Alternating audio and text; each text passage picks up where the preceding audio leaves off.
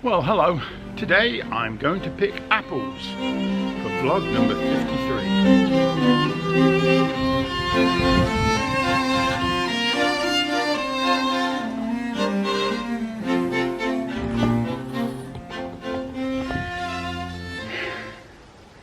Right, well here we are at the bottom of the garden, and this is the apple tree. It starts down here and then it goes up that branch, then right over the top of the I was going to call it a sun house, but it's really a shed.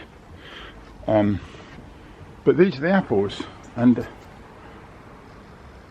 I have to say they're very nice. So how do we get them when they are right up there? Well, the answer is using one of these. I've lived here for nearly 30 years, and these trees have always been here with the apples, and I bought this apple picker just last year. Why it took me so long, I've got no idea, because it's brilliant. So I'll make my way around here. Just prop up for a minute. Got my bucket, got my gardening gloves because my hands are delicate things. I'm an artist, you know, and a musician, so one has to take care. Excuse me, mate, thank you. Right, so bucket up already, and apple picker, here we go. Woomph.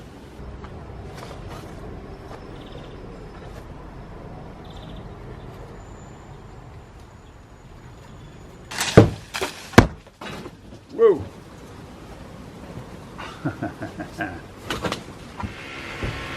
Look at that fella. Now, since I'm going to cut them up anyway, if they get a bit damaged, it doesn't matter too much. I can drop them in there, and there's a couple ended up in the catcher.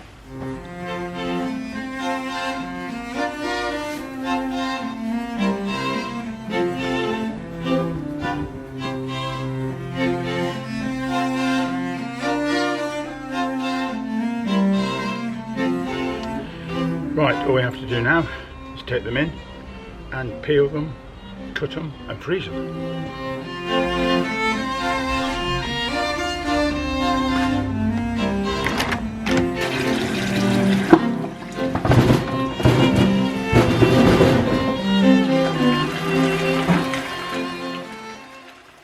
Once the apples are cut, they tend to brown pretty quickly. This time lapse took about 10 minutes only. So the way to cope with this is to get a bowl of water and then put some lemon juice in, which will help keep the oxygen away and prevent them from going brown.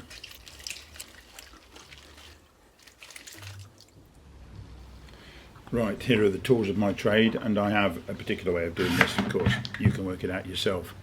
Right, cut the tops and bottoms off, we don't need them. Then use the corer and line up exactly, if you can, to cut the middle out. Now, the best bit I found is to stick my finger in that hole, and then you can really go with the peeler and not have any fingers in the way, so you don't have to hold the apple on the outside.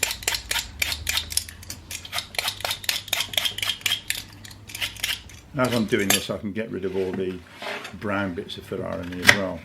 Then I cut each one in half, then into three, then cut the middle piece out where the core of the apple is. Three again, cut the middle piece out, and then pop them straight away into the lemon water. As Joni Mitchell said, give me spots on my apples and leave me the birds and the bees. So there's bound to be one or two bugs knocking around, but it's the only one I found in all those that I picked today. Right, once the apples are dealt with, I spread a few out on some paper towels and get them reasonably dry, and then spread them out without the paper. If the paper is still there, once they're frozen, you've got a big problem. So without the paper there, get the apples, and not too packed in tight either, a little bit of space around them, and then take them over to the freezer. Well, now having tidied up and sorted these out, the only thing I've got left now is quite a bucket full of rubbish. That's peelings and old bits of apples. So, well is on. Pick this lot up and take it down to the compost.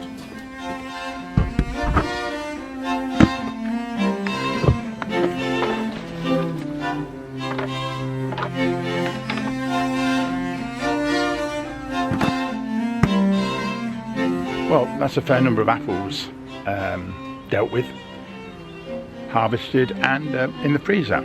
Great. What's next? I'll tell you what's next. Blackberries. I haven't got many here now today, but there's plenty down the lanes in the countryside. Watch this space. Oh, and by the way, just for your information, we've got tomatoes as well.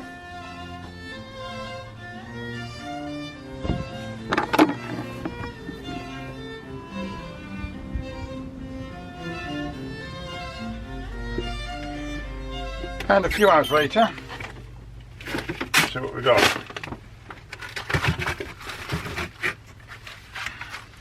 They're all frozen. And here is a bag I did earlier. So I can now just pop this bag open and continue to fill it up. I just want them to be nice and loose. So this is where you want them reasonably dry, and then there's a bit of a brown one, then I'll leave that one out.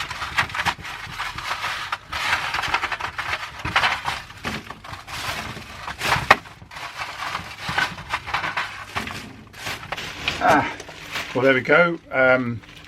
About 2.5 kilograms, maybe 6 pounds of frozen cooking apples. I would say that last round tray that I brought out, they were a little bit packed together, so I'd spread them out a bit more than that next time, and they were a little bit stuck together.